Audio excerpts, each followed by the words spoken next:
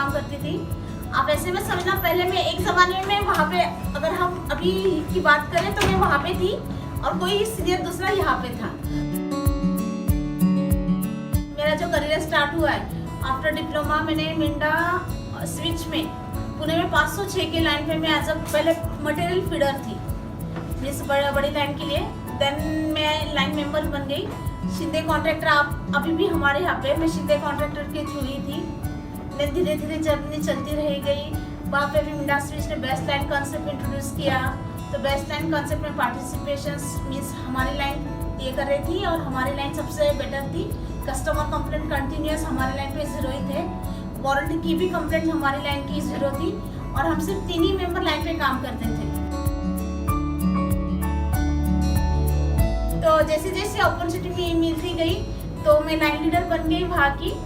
वहाँ पे भी एक्चुअली देखा जाए तो सीनियर्स की जब भी विजिट होती है या फिर एनकेएम सर की विजिट होती है, आप सभी को पता है कि एनकेएम सर जब भी आते हैं तो शॉप फ्लोर में आते हैं तो मोस्टली ग्रुप लीडर्स आते हैं। लाइन, बड़ी लाइन के ऊपर सारे लोग लेके जाते हैं जहाँ पे ज़्यादा इम्प्रूवमेंट्स किया।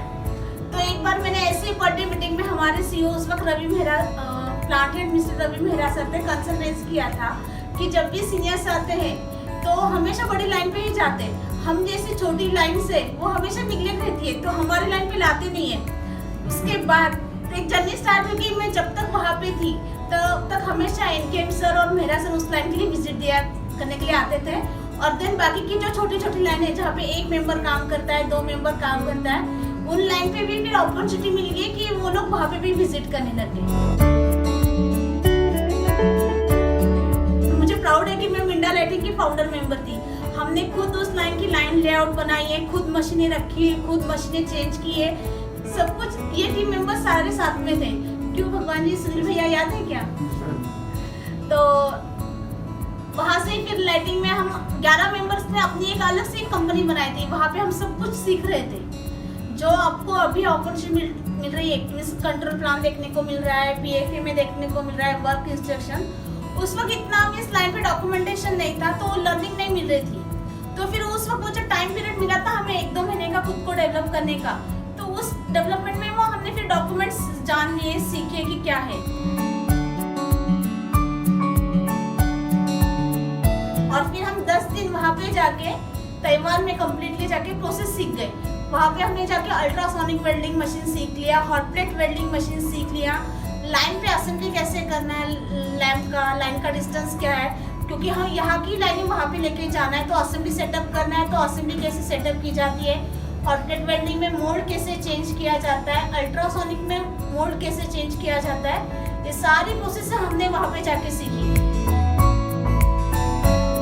वहाँ पे जाने के बाद कुछ लैंग्वेज के कंसर्न्स थे, लेकिन वहाँ पे जाने के बाद पता चला कि बॉडी लैंग्वेज ही एक ऐसी, और स्माइल मीन्स आपके चेहरे के जो हावभाव है वही ऐसी लैंग्वेज है कि आप दुनिया में कहीं पे भी जाओ आपको मुश्किल नहीं हो सकती थी, क्योंकि वो लोग ज़्यादा इंग्लिश नहीं समझ सकते थे।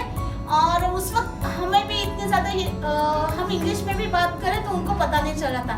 तो हैंड मूवमेंट से जो भी कुछ बातें करी, जो भी सीखा, वही यहाँ पे आके हमने इम्प्लीमेंट किया।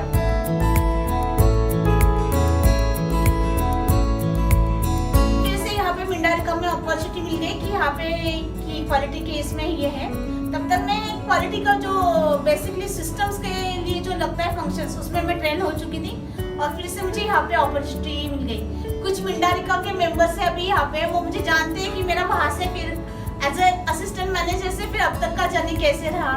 फिर वहाँ पे जाके स्टार्टिंग में लाइन पे सभी से बात करना, प्रोसेस ऑडिट्स करना, हर एक प्रोसेस में इन्वॉल्व होना, नई चीज़ों का पता करना, कस्टमर ऑडिट में पार्टिसिपेशंस, देन मेंबर रिव्यू में सीनियर जब आने लगे उसके साथ पार्टिसिपेशंस। देन धीरे धीरे हम ऐसे ही करते गए। लेकिन फिर जैसे बेस्ट कन्वेंशंस हमारे यहाँ पे हो रहे थे तो हमने सोचा कि अभी तक देखा है कि हमारा जो प्लांट है वो एक्सटर्नल कॉम्पिटिशन्स में पार्टिसिपेशन नहीं कर रहा है। तो ये हमने हमारे सीनियर मैनेजमेंट के साथ टेकअप किया कि हमें एक्सटर्नल कॉम्पिटिशन में पार्टिसिपेट करना है और जाना है। उस वक्त मिंडा स्विच का एक जो जीनत करके क्वालिटी सर्कल था, वही एक क्वालिटी सर्कल था जो आउट ऑफ कंट्री जाके के उन्होंने एक बेंचमार्क बने हुए थे। जीनत, मुझे अभी भी उस क्वालिटी सर्कल का नाम है याद है, वो बैंकॉक में सिलेक्ट हो गए थे। तो हमने कहा था कि अभी तक स्टार्ट नहीं किया तो क्यों ना हम इनिशिएट करें, फिर 15-16 में हमने फीकी में पार्टिसिपेट किया और एक्मा में एक स्किल अवार्ड था, उसमें पार्टिसिपेट किया। और फॉर्चुनेटली मैनेजमेंट को पहले अभी यकीन नहीं हो रहा था कि हाँ ये कह रहे हैं ये रिजल्ट दे पाएंगे या नहीं, लेकिन ड्यू टू टीम मेंबर्स के एफर्ट की वजह से उन दोनों कंपटीशन में अवार्ड मिल गया।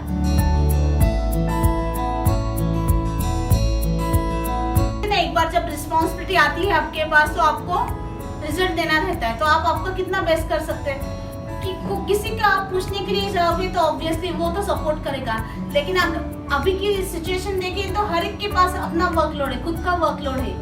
तो हमें भी एक सीखना चाहिए कि हम खुद को कितना इम्प्रूव कर सकते हैं, हम कितना खुद की लर्निंग लेकर के उस जो कुछ इन्फॉर्मेशन मिली है, जो कुछ डेटा मिला है, उससे कैसे यूज कर सकते हैं। क्योंकि हर बार की हम अगर देखा जाए तो कुछ भी अगर नया बताया जाता है तो हमारे मुंह से पहली बार एक वर्ड निकलता है हमेशा कि हमें ट्रेनिंग ही नहीं इस चीज़ की।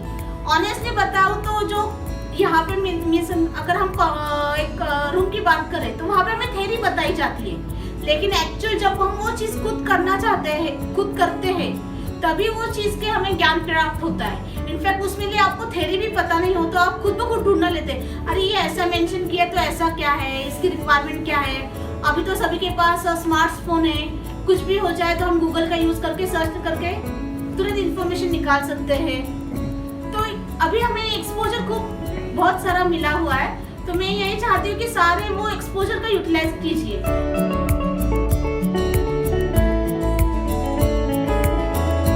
ऐसे मत सोचिए, क्योंकि क्या है ना कि एक्सपोजर मिल रहा है तो उसका यूज कीजिए। हम क्या पहले थॉट में आते हैं, किसी से पूछ रहे हैं, अरे हम तो सीधा एक एसोसिएट है, पूछने के लिए जाए या ना जाए, वो हमें ठीक से आंसर देंगे या नहीं देंगे, पूछना सही लगेगा या नहीं, या हम पे हंसेंगे।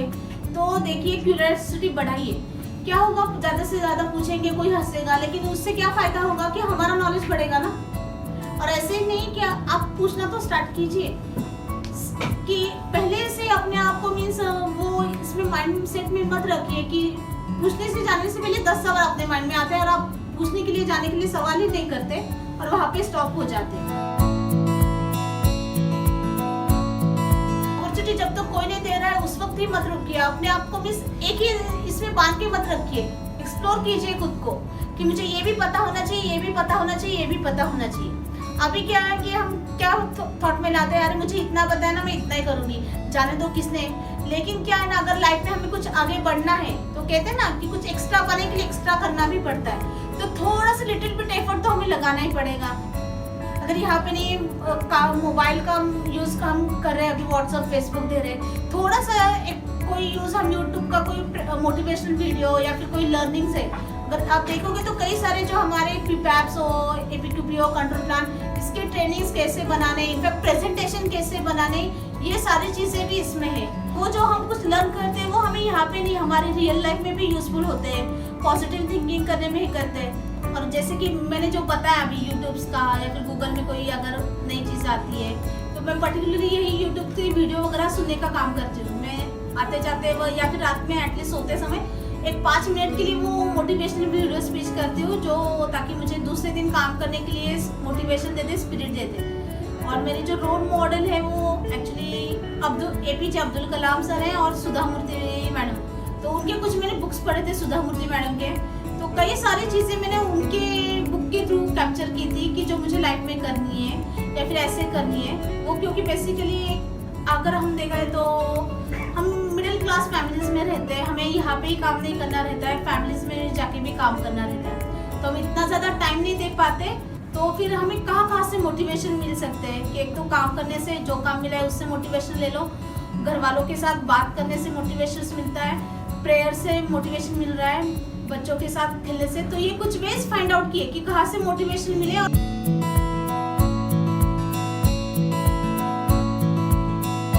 और मैं आज जो भी कुछ हूँ यहाँ पे एक्चुअली बेसिकली मेजर सपोर्ट रहा फैमिली का ही, क्योंकि एक जब भी लड़की रहती है, हम जिस सोसाइटी में वगैरह रहते हैं, वो कहते हैं अभी हमारे यहाँ पे प्रेशर ज़्यादा रहता है, कस्टमर ऑडिट्स रहते हैं, कई सारे इवेंट्स रहते हैं, तो टाइम लगता है। तो 7 या 8 बजे से पहले लड़की ने यार इतनी लेट होता है, ये होता है, ये ऐसे कहा जाता है। लेकिन फैमिली ने एक सपोर्ट दिया है कि नहीं, हमें उन्होंने कि तुम जा रही हो, तुम एक अच्छे काम के लिए आ रही हो, तो उनका एक कॉन्फिडेंस बहुत कंट्रीब्यूट करता रहा कि जिसकी वजह से मैं आज यहाँ तक हूँ। और उनको भी अभी भी कभी भी लेट होता है तो वो श्योरली जानते हैं कि इसको डेफिनेटली कुछ ना कुछ तो काम आया है जिसकी वजह से वो यहाँ पे फंसी हुई है। और वो हमेशा अगर कुछ रहता है कि या फिर कोई ऑडिट रहता है, कुछ इवेंट्स रहते हैं, एक्स्ट्रा काम करना पड़ता है, तो समटाइम्स हम कब कुछ वक्त घर पे भी लेके जा सकते हैं। तो वो भी एक्चुअली मैं शादी से नहीं पहले की बात बता दूंगी कि मेरी माँ जब तक मेरा काम ना हो वो मेरे लिए रुकती थी कि नहीं तुम तुम्हारा काम कंप्लीट करो, उसके बाद ही फिर हम सो जाएंगे। हम यहाँ से जब भी निकलते तो ऑर्गेनाइजेशन पीछे रहती है, हमारे साथ जो रहने वाले रहते हैं वो फैमिली के लोग ही रहते, तो बिना उनके सपोर्ट के लिए वजह से हम आगे नहीं बढ़ सकते। तो उनका ही मेजर कंट्रीब्यूशन रहा जिसकी वजह से आज मैं यहाँ पे हूँ और थोड़ा सा मैं काम के लिए एक्स्ट्रा टाइम दे पा रही हूँ। तो उसके लिए मैं मेरी फैमिली को बहुत थैंक यू कहना चाहूँगी।